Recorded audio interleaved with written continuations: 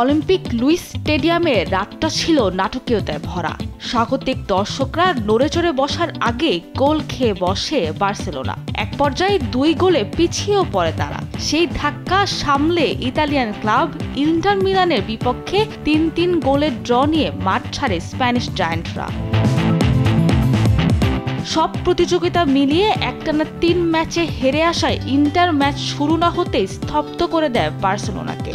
দুর্দান্ত এক ব্যাকহিল থেকে ইন্টার মিলানকে এগিয়ে দেন মার্কাস থুরাম। 21 মিনিটে স্কোরলাইন 2-0 করেন ডেনজেল ডামফ্রিজ। শুরুতেই 2 গোল হজম করেও খেয়ে হারায়নি বার্সা। 24 মিনিটে দুর্দান্ত এক গোল করে স্কোরলাইন 2-1 করেন স্প্যানিশ তারকা লামিন ইয়ামাল। একক প্রচেষ্টায় ইন্টারের 5 ডিফেন্ডারকে কাটিয়ে বল জালে জড়ান তিনি। এরপর 38 মিনিটে কাতালানরা সমতায় ফেরান তোরেসের গোলে।